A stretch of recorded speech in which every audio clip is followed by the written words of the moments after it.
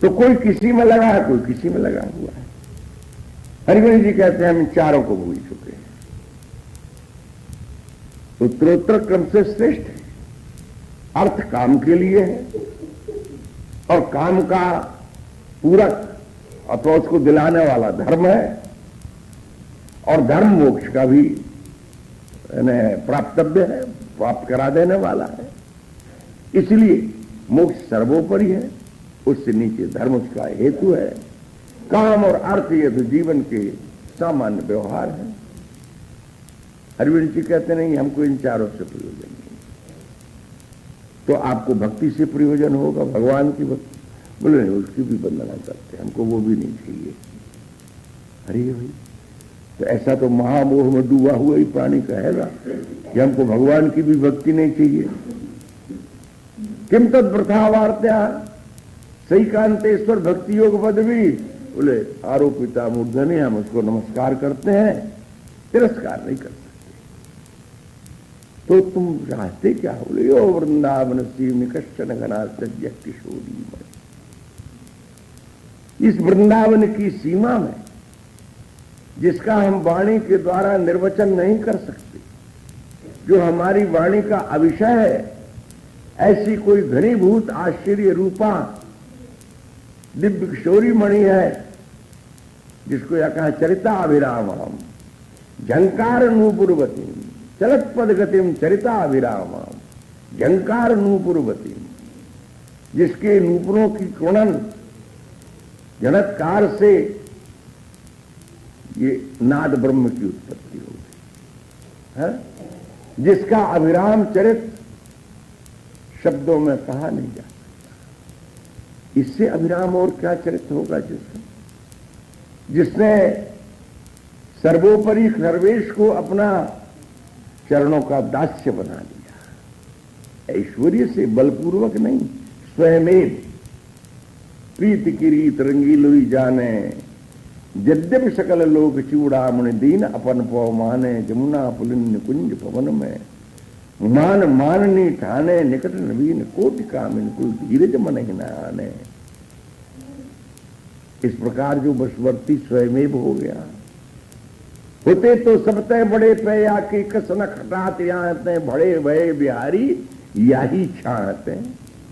जिनकी चरण छाया में जो ऐश्वर्य पाया, जो माधुर्य पाया, जो यश पाया, जो रस पाया, और ऐसा रस पाया कि जितना पान करो उतनी भूख बढ़ती जाए, उतनी परितृप्ति होकर के भी अतृप्ति बनती चली जाए। तात्पर्य ऐसी जो कश्चन घनाश्री किशोरी मणि, हरिवंशी कहते हैं कि दासी बनकर के उनकी चरण सेवा में जो रस है, उसका प्रेमास्पद बन के भी शायद वो सुख नहीं है। तत्किंकर रसामृता न इह रोचते न परम रोचते।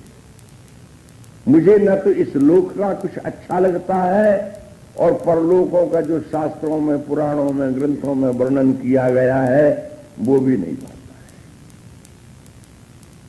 तो सृष्टि वार्ता का तो प्रसंग ही दूर हो गया।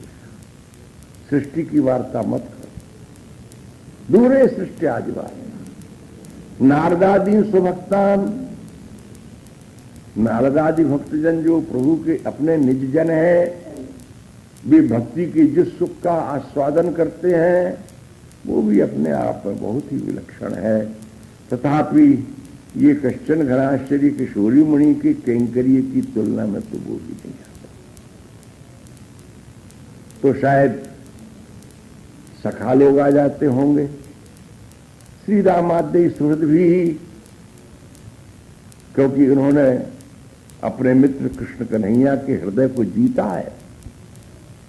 उनकी प्रीति बड़ी अनोखी है।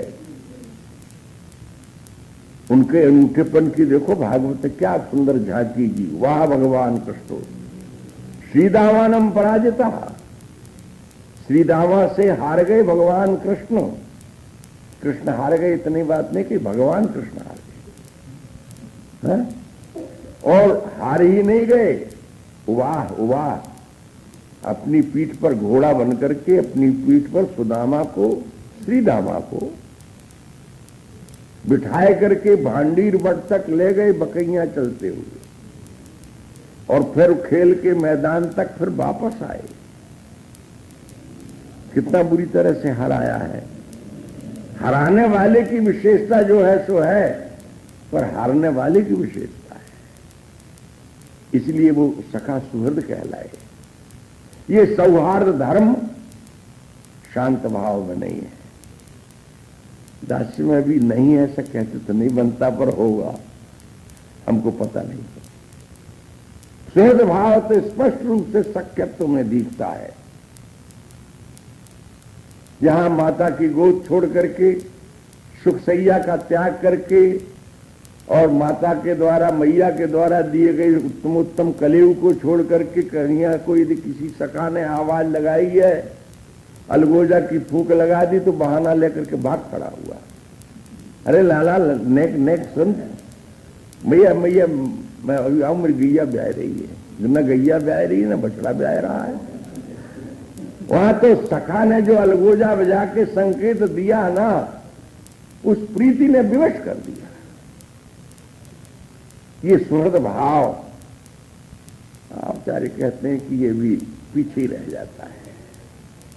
श्री वृंदावन के निवृत्त निकुंज देश में चरिताभिराम स्वामिनी का जो लीला खेलन है, जो माधुर्य है, सा भ्रू नर्तन चातुरी निरुपमा, सा चारु नेत्रांचले लीला खेलन चातुरी वर्तनु सादृग्वचस चातुरी संकेतागम चातुरी इत्यादि। उसके सामने ये कुछ नहीं। हाँ, तो वात्सल्य स्नेह नंदराय का, वात्सल्य स्नेह श्री नंदरानी यशोदा का, वो तो अवश्य में उसको बसवर्ती करता है। बोले एक सीमा है उसकी, वो भी एक सीमा में ही विद्यमान है। यहां सख्य की, वात्सल्य की, दास्य की उपेक्षा करना लक्ष्य नहीं है। इस वर्णन में निवृत्त निकुंज देश में जो प्रियालाल की पारस्परिक प्रीति है, उसकी समुन्नत दशा का निरूपण करना लक्ष्य है। इसलिए श्रोता को सावधान रहना चाहिए। अरे ये तो ऐसा कहते हैं, ऐसा कौन कह सकता है? ये तो बहुत बड़ी बात है। सख्य की महिमा अपार है, वात्सल्य की महिमा अपार है, किंतु चरिताभिराम के प्रेम में बंध करके प्रियतम की जो पराधीनता प्राप्त हुई है, उसकी स्वरूप महिमा को भी तो समझो। वृंदावन का तो ये रस धर्म है। तो न हरति न मिलती स्नेह वृद्धिम सुपित्रो हो, अपने पितृवर्ग का जो स्नेह है, नंदराय की स्नेह का क्या कहना है? नंदराय के लिए कहा अहो भाग्यम नंद गोप ब्रजौकसाम यन्मित्रम परमानंदम पूर्ण ब्रह्म सनातनम।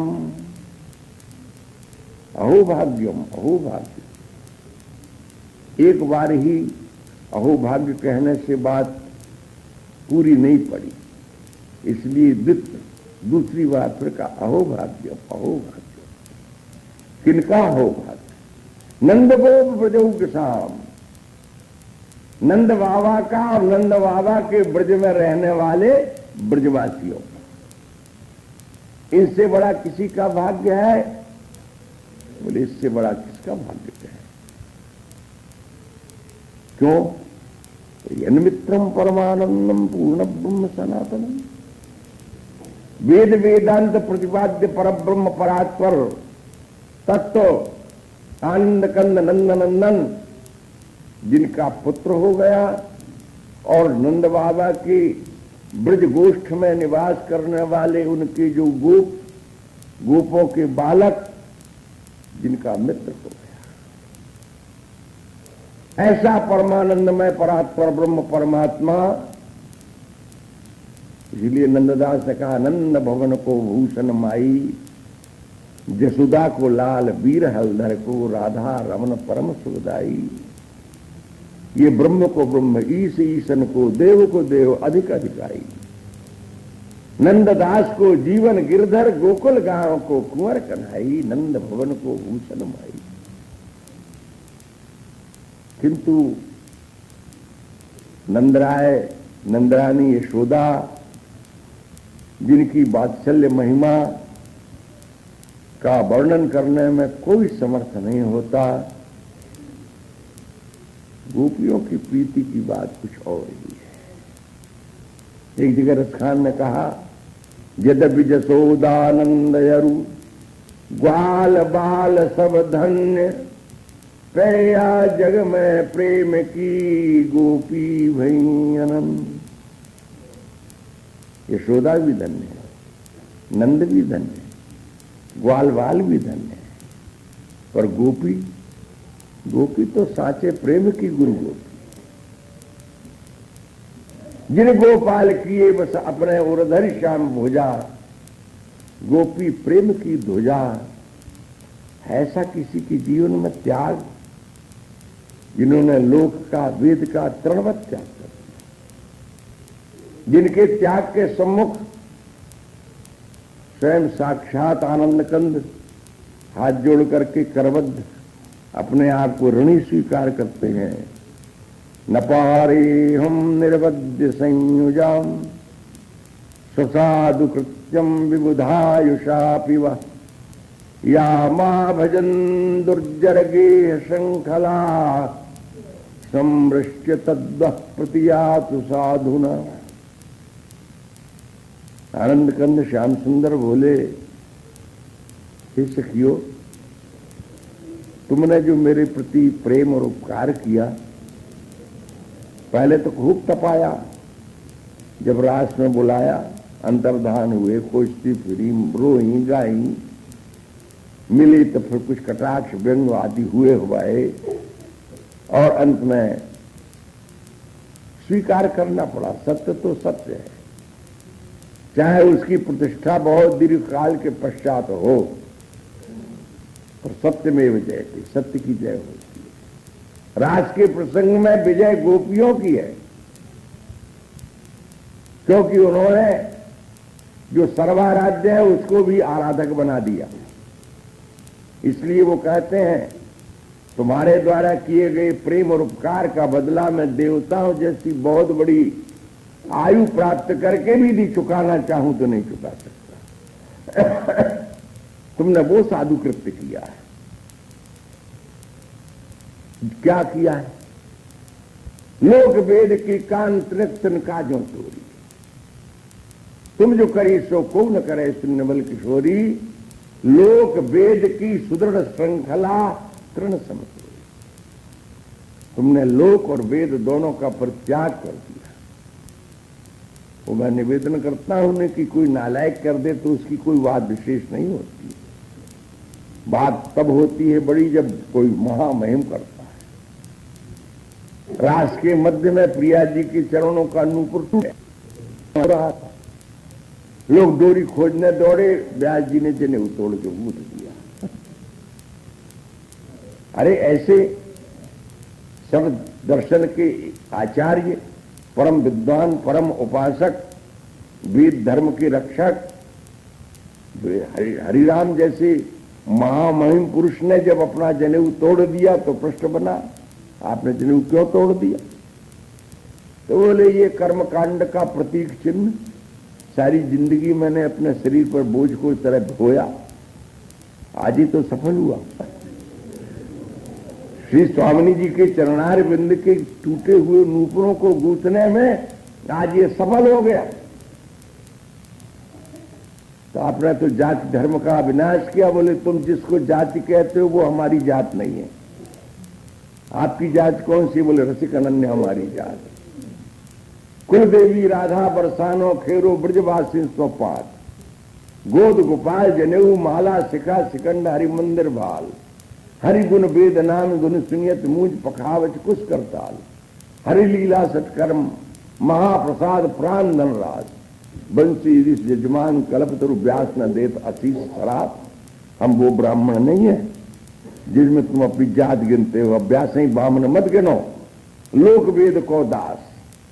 ब्राह्मण लोक का दास होता है और वेद का दास होता है। यहां ब्राह्मण बैठे हो, माफ करना।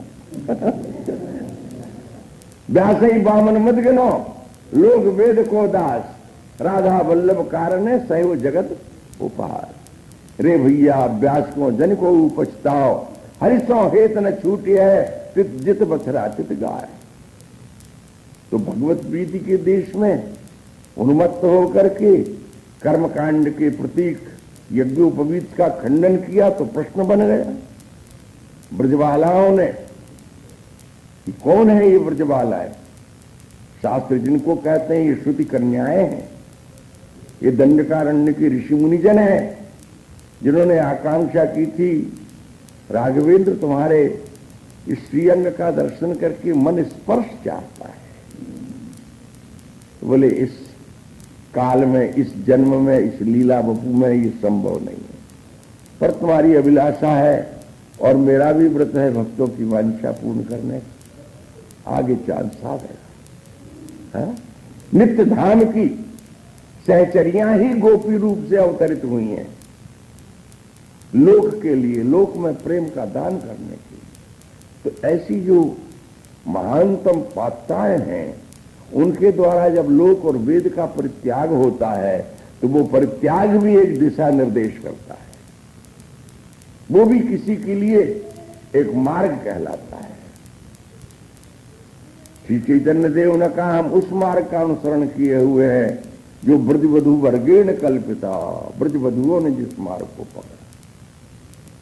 क्या प्रमाण है ब्रजवधुओं ने सही मार्ग पकड़ा या गलत मार्ग पकड़ा? उनका श्रीमद् भागवतम पुराणम अमलम प्रेमापमर्थो मोहन प्राप्तव्य।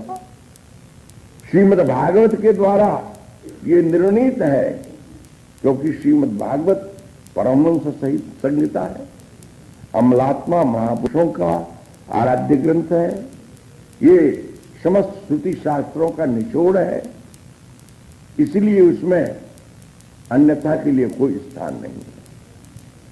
तो ब्रज की बालाएं जिन्होंने मधुर रस का आस्वादन किया, उससे भी आगे की बात। ध्रुवदास जी ने कहा गोपियों की प्रीति भक्ति को ब्रह्मा शिवादिक भी नहीं जानते, ललितादिक ब्रज की बालाएं जिस रस का आस्वादन करती हैं, प्रियतम श्री कृष्ण जिनके कांत हैं और वे उनकी प्रियतमा कांताएं हैं, इस नित्य विहार रस में उनका भी स्पर्श और अधिकार नहीं है। इसलिए क्रमानुसार वर्णन करते कहा दूरे सृष्टि आदि वार्ता नमा नारदादीन सुभक्तान श्री दामादय सुहृदी न मिलती और न हरति स्नेह बुद्धिम सुपित्रो हो, किंतु प्रेमैक सीमा परम रसुधा सिंधु सारे रगाधा श्री राधा। कितने विशेषण, प्रेम की एकमात्र सीमा, प्रेमैक सीमा। एकमात्र सीमा कहने से जिनकी सीमा मर्यादा का अन्य कोई स्पर्श नहीं कर सकता, प्रेम की वह परावधि, प्रेम एक सीमा। और परमरस सुधा सिंधु, परमरस प्रिया प्रीतम की प्रीति विलास का जो एकांतिक देश है, समय हो रहा है पर बात तो पूरी करनी पड़ेगी। एक बार हमारे बड़े गुरु भ्राता, अब तो दिवंगत हो गए, उन्होंने कहा कि राधा सुधा निधि का आपने आस्वादन किया है, आप बता सकते हैं इसमें हरिवंश जी महाराज का हार्द कहाँ है? इन 270 श्लोकों में उनका हृदय कहाँ पर टिका हुआ, किस जगह पर? आप बड़े हैं, आप बताएंगे आप। तो उन्होंने कृपा पूर्वक कहा, एक श्लोक चुन करके, जिसकी व्याख्या करते बनती नहीं है बात, एक श्लोक चुन करके कहा उन्होंने उसमें कि बलय निवजातम मरकत द्रुत स्वर्णन छायम स्फुट मिथुनन तन्मम हृदय। वे जुगल जिनमें प्रेम का उद्वेग छाया हुआ है, और प्रेम के उद्वेग से वे तन मन प्राण आत्मा से एक हो गए हैं, और ऐसे एक हो गए हैं जैसे स्वर्ण के दो तारों को कोई पकड़ करके ऐंठ देवे तो वो चूड़ा हो जाए, है उमेठा के। बलय में विजातम मर्क तब द्रुत स्वर्ण छायम, एक द्रुत स्वर्ण की भांति, एक मरकत मणि की भांति, जिनके तन मन प्राण एक मेक होकर के, जिन्हें न लोक की सुधि रह गई है, न वेद की सुधि रह गई है, न अपने आप की सुधि रह गई है। कहने का वही निकुंज देश में पहुंचा रहे हैं ये, जहां प्रेमोल्लास भराधिकाम, एकमात्र प्रेम की चरम सीमा और रस की परमावधि। वैसे तो रस का विस्तार साहित्यिक दृष्टि से, भोज्य की दृष्टि से, दृष्ट और श्रुत में अनेकों प्रकार से है, पर रस की जो चरम सीमा है वो जुगल के विलास में। या पर नाहिन और रस, नाहिन है सुख और। श्री धूपदास जी महाराज ने आनंदाष्टक में वर्णन किया ललितादिक सहचरियां, प्रियालाल के जिस निकुंज देश की एकांतिक मिलन प्रीति का अपने नेत्रों के माध्यम से पान करती रहती हैं, उसके आगे न कोई सुख है, न उसके आगे कोई रस है। चतुरासी की एक पद में वर्णन किया, सुंदर पुलिन सुभग सुखदायक, नव नव घन अनुराग परस्पर खेलत कुंवर नागरी नायक, शीतल हंस सुतारस बीचिन, परस पुलिन पवन सीकर मृदु बरसत, वर मंदार कमल चंपक कुल सौरभ सरस मिथुन मन हर्षत, सकल सुधंग विलास परावधि, नाचत नवल मिले सुर गावत, मृगज मयूर मराल भंवर पिक उदभुत कोटि मदन सिरनावत, तब निर्मित कुसुम शयन मधुपूरित भाजन कनक निकुंज विराजत, रजनी मुख सुख राशि परस्पर सुरत समर दो दल साजत, और बिटकुल नृपति किशोरी कर धृत बुद्धिबल नीबी बंधन मोचत, नेति नेति वचनामृत बोलत प्रणय को प्रीतम नहीं सोचत। जय श्री हित हरिवंश। रसिक ललितादिक लता भवन रंधनी अवलोकत, अनुपम सुख भर भरित विवश अतु आनंद वारि कंठ अजोक। इसमें अंतिम योजना ये बताई कि जिस एकांतिक रस विलास में प्रियालाल निमग्न है, ललितादिक सहचरियां कुंज रंध्रों से लगकर जिसका दर्शन करते हुए आनंद के भर में प्रवाह में जिनके प्राण उत्क्रमण करना चाहते हैं, पर अपने प्राणों को वो इसलिए रोकती हैं, अपने नेत्रों से टपकते हुए आंसुओं को इसलिए रोकती हैं, अपनी श्वास प्रश्वास की गति को इसलिए अनुबंधित करती हैं कि प्रियालाल के सुख में अंतराय न पड़ जाए। तो जहां सुख की पराकाष्ठा निकुंज के विलास में है, वही बात यहां कही, सुधा सिंधु सारे ही रगाधाम। ये सुधा का सिंधु उथला नहीं है, ये अगाध है। श्री राधाम एवं जानन मधुपति रनिशम, श्री राधा के स्वरूप को तो केवल मधुपति जानते हैं, अन्य कोई जानता है तो अंशंश में जानता है। जैसे गीता के वर्णन में कहा कि सम्यक ज्ञानाति वै कृष्ण, गीता का जो ज्ञान है उसको सम्यक रूप से कृष्ण जानते हैं, और दूसरे नंबर में अर्जुन जानता है, और तीसरे नंबर में भगवान वेदव्यास जिन्होंने लिखा है वो जानते हैं, वो बाकी तो सब जानते हैं। जो इनका जानना जान नहीं है, ऐसे ही श्री राधा के रसस्वरूप का सम्यक ज्ञान, सम्यक स्वरूप बोध तो केवल प्रियतम को है। और श्री राधा में जानन का अर्थ ये भी है कि वे श्री राधा को जान करके फिर अन्य कुछ सब भूल गए हैं। जैसे कोई एक वस्तु को हृदयंगम करके फिर सबको विस्मृत कर जाता है, ऐसा। तो ये जो श्लोक था, कृष्णामृतम चलु विगाढ़ मितीरिताहम, सखी ने कहा तावत सहस्र रजनी सखिया वदेती, कदम बटवी में जाकर के उसका रहस्य खोला, प्रिया जी ने उसको प्रताड़ित करके और अपना प्रेम का मानो सम्मान दान किया।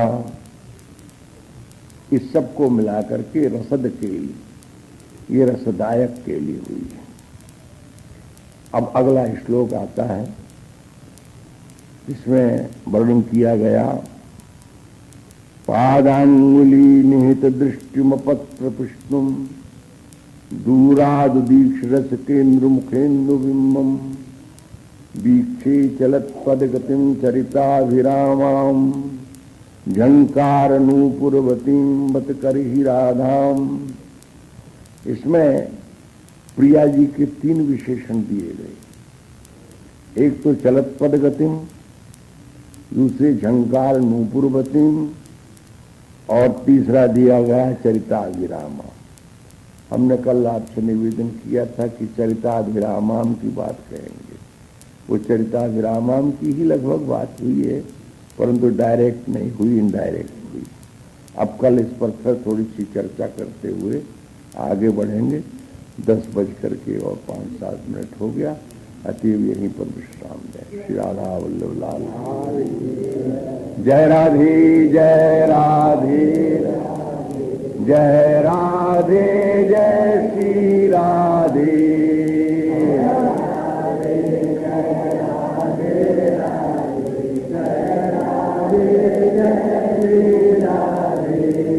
जय श्यामा जय श्यामा, जय श्यामा जय श्री श्यामा,